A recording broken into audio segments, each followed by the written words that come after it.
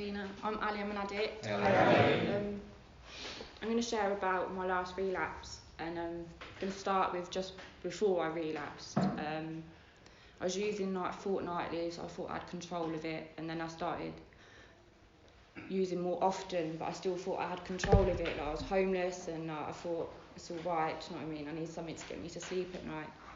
And then, I had a big brain bleed, and I came to on the floor, and I'd fractured my skull in 2 places, I had blood coming out my ear, and I'd had a seizure. I ended up in hospital for a week, and I still believed that I was the hardened drinker. I didn't believe I was an addict, because I didn't understand the disease, I didn't understand this illness that I suffer from. And I was in hospital for a week. When I got out, I had my son for 2 weeks. I couldn't walk properly, but I had my son, and I thought, that's a big enough reason to never drink or use again. And I was deluded, do you know what I mean? Like, I got put on tag, so it was like a method, but I didn't realise it. Being on tag every night, I couldn't commit crime at night, and I couldn't stay out at night, so I couldn't do my old behaviours, which is like go out, stay with blokes, or commit crime at night. And I got kicked out, and I was homeless again, and I even said to my sponsor, I was like, it's all right because I've broke my cycle, yeah, and I was like, I've been kicked out but I haven't used, you know what I mean? And I really thought I'd got it, and then I had that insidious idea of the first drink, that insidious insanity, and literally just before I'd relapsed, did drink again, I'd got into a new relationship. I'd done a positive pregnancy test, but I was like, it's not true, do you know what I mean? If I don't say it out loud, it's not true. And I'm very good at doing that. And my head twisted one day, and none of my consequences mattered. It didn't matter that, I'd nearly died nearly 3 months before. It didn't matter that I was trying to build up my relationship with my family, that had gone all right, and I've got my son back in my life. None of that mattered. Literally, I just ended up drinking and sniffing coke, but I thought it's all right because, I don't drink that often, and I've never sniffed coke, but I've sniffed it like once, so I thought I'd be all right. And I was using with an old school friend, so I did that night. Next morning I woke up and I started drinking again the minute my eyes opened, and he was like, what's wrong with you, why are you drinking? It's like, hair of the dog, man, that's normal, do you know what I mean? Like, we're having a session. And he'd put it in my head, it's all right because you're not using crack or heroin, so I thought, I'm good, I'll be all right. And then I was just smoking weed and drinking that day. Went to sleep, woke up the next morning, gone to the pub for lunch. Pub's not open, alright? And I thought, no, I don't need to drink today, do you know what I mean? I think it was a Tuesday. And next thing I know, I'm in the off licence buying a can of cider. He's like, what's wrong with you? It's like, I'm having a drink before we go in the pub. And he was just like, it's like 11 o'clock in the morning, why are you doing this? And I was like, because why aren't you? Like, this is normal. Do you know what I mean? Went into the pub, didn't even eat my meal, just had pint after pint. He dropped me off, and then I ended up drinking another 4 litres of cider. And I got rescued by a woman, and I thought, I can't do this again. I can't drink like a lady, I can't act like a lady, so I'm going to drink like one. And then I lasted about 2 days. Locked myself away, didn't do nothing. I was like, another method to stay clean, just don't go anywhere, stay in bed, you'll be fine. And then that twist hit me again, and I left, went out, drank again, thought I could drink like a lady again, ended up having another seizure. I was in hospital twice, and had the police after me because I'd left the hospital because I was a suicide risk, and ended up back in hospital, got rescued by another lady in fellowship. And I thought, right, I really can't drink like a lady. That was supposed to be one drink. And she wouldn't let me out the house on my own. She was nervous, She's been my friend for years, so she was nervous. And I thought, no, I can't do it again. I'm not gonna. I need to sort my life out, I've got people helping me, and they're thinking that I don't appreciate it because I keep going out and getting wasted. So I thought, I'm not doing it. And I was fine, not one thought in my head to do it. My hangover was gone. I had to get in the shower. My head just went, run. Didn't know where I was going, didn't know nothing. So I bolted out our door. And I ended up on another session, and I ended up in Leicester that night. And sniffing coke, drinking, thought, oh, it's all right, I thought cokeheads have it easy, you know, like I don't do a rattle off it, so I'm alright. And ended up scoring crack and heroin the next morning. And yeah, it just completely broke me. Like that whole night I was suicidal, and I didn't understand why. I didn't understand why I couldn't stop. Like I'd lost the power of choice. Like when my head was gone, nothing else mattered, you know. Like I'd look at pictures of my son on my phone whilst I'm sniffing, and I think, oh, it's alright, do you know what I mean? It's fine. Like, I'll get him back like I always do. And yeah, I was suicidal the whole night, and I didn't understand it because I wasn't living in a bush or a doorway. I didn't have a heroin habit again, so I didn't understand how I'd been brought to my knees so quickly within just over a week of using and drinking. And luckily I reached out, and someone paid my train ticket to come up to Birmingham.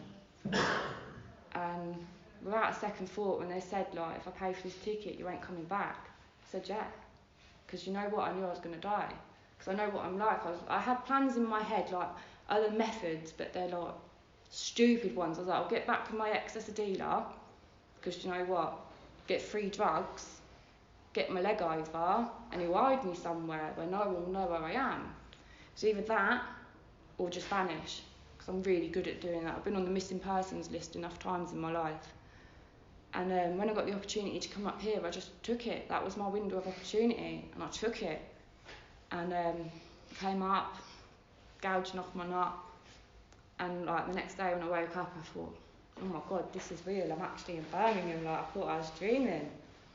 And yeah, no, that's when like my recovery started. You know, I connected with some amazing women, and I've learned that it's all right to have bad days in recovery. Like, you know, I miscarried.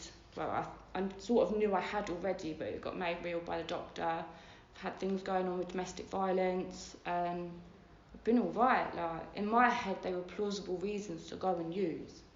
And I just thought, you know what? I look at it like the whole God thing got me. That was the thing that kept me out of the rooms for a while, because I thought, if God's real, why did he put me through all the stuff he did in my life? You know, like the violence, rape, the crimes. I've committed crimes, but I blame God for them when I was using. You know, my dad killing my mum. I thought, how can there be a God if he's allowed all this to happen to me?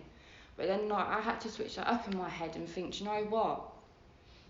All the things that I've gone through before I was in addiction, everything I've gone through in my life is to help the next girl. Do you know what I mean? I'm 24, so like a girl can come into me and there's near enough nothing she could say to me that shocked me. There's the odd thing, don't get me wrong, like we're addicts, we do some far out there things. But I just realised that, you know what, using and drinking like I did, I'm lucky that I didn't go on as long as it should have. You know, I should have died. I wanted to die by the time I was 25. And yeah, no, literally now, it's just that craziness of like, I've never been so happy in recovery. Like, I didn't know recovery was like this. I thought recovery, like when I first come in the rooms, people used to pay for me to go out for meals every night, and as I was homeless, I loved that. Do you know what I mean? Free food that I ain't getting from a bin or having to rob. And I was like sitting around with all these people that hadn't drank or used in quite a while, and I'm going back and I'm smoking crack every night, and I'm thinking, why can I not get this? I'm doing what you tell me to do, which is stay with you. So I'm going out for the meals, you know. Why am I not staying clean? And there wasn't many people that like spoke about the big book. You know, I had a big book, had 2 or 3, and like I've hid boots in there. It was my crack table when I lived in a bush. I never read it, you know, and then when I did, I didn't understand it because I was too embarrassed to say I don't understand those words. You know, I didn't want to look like the fit girl all the time, but you know what, it's all right to not understand things. Like, I'm not the best at reading out loud, but I do, and like, if I struggle, someone will help me, and they don't laugh at me and take the mick out of me. But another bit that I love in this book as well is like, when I'm using and that, is that then would come oblivion and the awful awakening to face the hideous 4 horsemen: terror, bewilderment, frustration, despair. Unhappy drinkers who read this page will understand. That's all my drinking and using was, you know, like not just liquor, any mind-altering substance.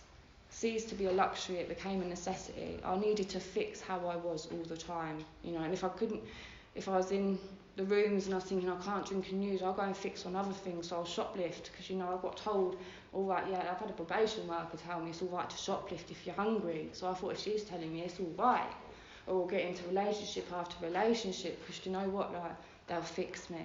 And yeah, no, literally, like, that's the best bit about recovery for me, is the fact that I'll be able to pass this on to another girl. Do you know what I mean? Like, okay, yeah, they might not get it. It took me nearly 3 years to get to this point. The fact is that I know how I was treated before. I'd get sacked off by sponsors because I'd relapse, or I'd be told that I'm not doing enough to get this, or you don't want it enough. Yeah, or halt, hungry, angry, lonely, tired. And I'd argue till I was blue in the face. And like, if that's what's going to make me use, why does my 5-year-old not smoke crack? Yeah, because he's hungry, he's angry, he's lonely, he's tired. So how does this work? You know, and I've been told so many different things, and it's just like, it's a breath of fresh air coming up here and actually hearing the actual solution. You know, it's like the chapter working with others, I'd never actually read it. You know, and I put my hand up to sponsor. I was petrified, because if a guy asked me to sponsor him, I wouldn't know what to do. Do you know what I mean? Like, I'd just be like, yeah, let's read the book, you know, and I'll skip the bits that I don't understand, because I never had the guts to ask anyone. But that's why, do you know what, I'm grateful to be in Birmingham, because I'm surrounded by like-minded people who actually understand that, you know, I don't choose to relapse, whereas I've not had that before. And yeah, no, I can't wait to be able to help people. And, you know, it's not just about sponsoring, it's about, like, meeting other women that are struggling, or even supporting women that are in the rooms that struggle, and being there for, like, my sister, things like that, things that I've never done before. You know, I was selfish as an addict. And yeah, no, I'm going to leave it there, because I don't know what else to say. Thanks, Harry.